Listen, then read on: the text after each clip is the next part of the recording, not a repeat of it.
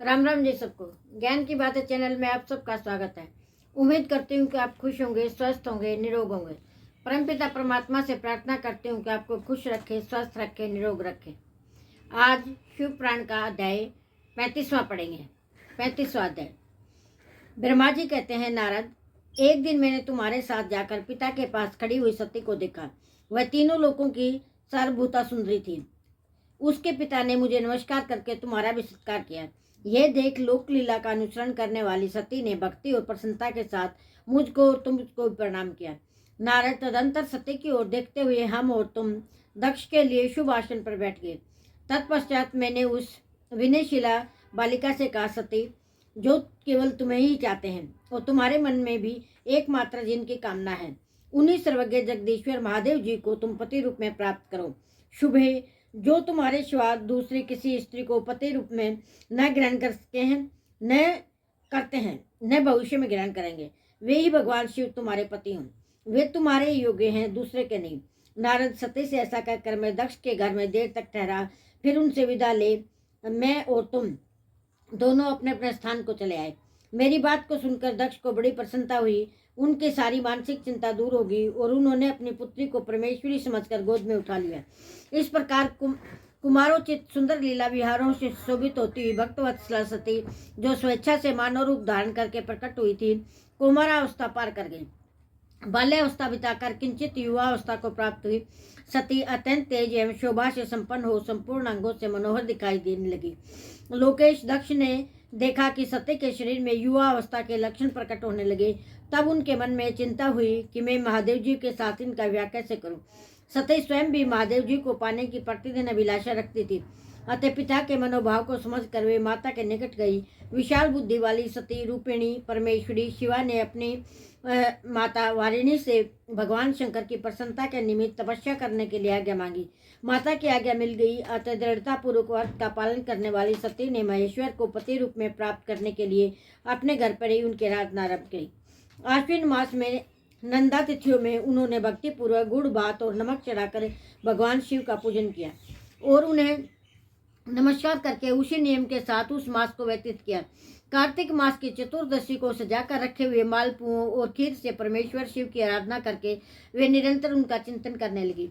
मार्गशीर्ष मास के कृष्ण पक्ष की अष्टमी तिथि को तिल, जौ, चावल से हर की पूजा करके ज्योतिर्मय दीप दिखाकर अथवा आरती करके सती दिन बिताने लगी।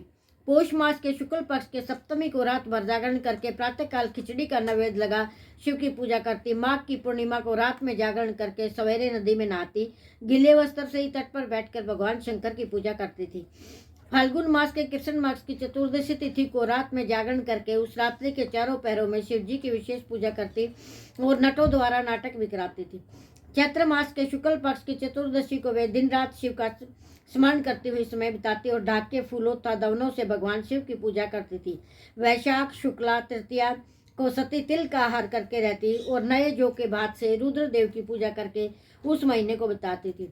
ज्येष्ठ की पूर्णिमा को रात में सुंदर वस्त्रों तथा भटकटिया के फूलों से शंकर जी की पूजा करके निराहार रहकर वह मास व्यतीत करती।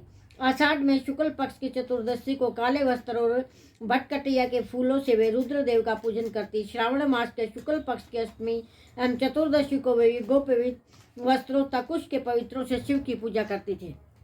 भाद्रपद मास में कृष्ण पक्ष की त्रयोदशी तिथि को नाना प्रकार के फूलों और फलों से शिव का पूजन करके सती चतुर्दशी तिथि को केवल जल का आहार किया करती। भांति भांति के फलों फूलों और उसमें उत्पन्न होने वाले अन्नों द्वारा वे शिव की पूजा करती और महीने भर अत्यंत नियमित आहार करके केवल जप में लगी रहती थी। सभी महीनों में सारे दिन सती शिव की आराधना में संलग्न रहती। अपनी इच्छा से मानव रूप धारण करने वाली वे देवी दृढ़ता पूर्वक उत्तम व्रत का पालन करती थी।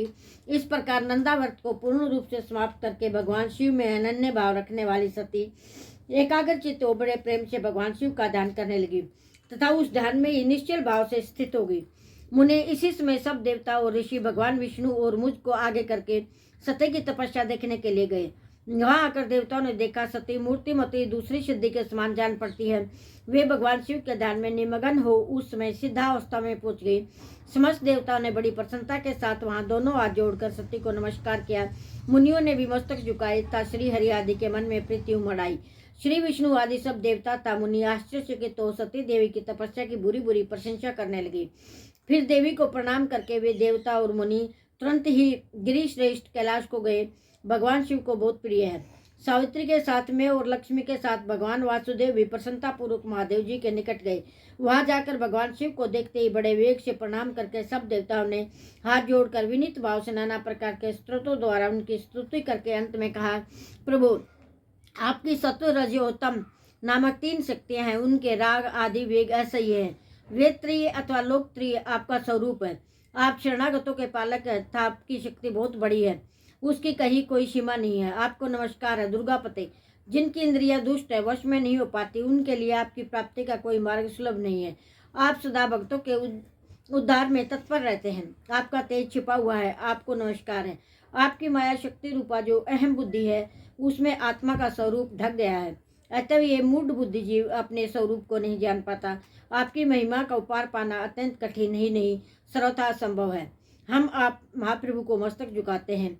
ब्रह्मा जी कहते हैं, नारद इस प्रकार महादेव जी की स्तुति करके श्री विष्णु आदि सब देवता उत्तम भक्ति से मस्तक झुकाए प्रभु शिव जी के आगे चुपचाप खड़े हो गए। आज के वीडियो में इतना ही। लाइक करें, शेयर करें, सब्सक्राइब करें, कमेंट करना ना भूलें। राम राम जी सबको।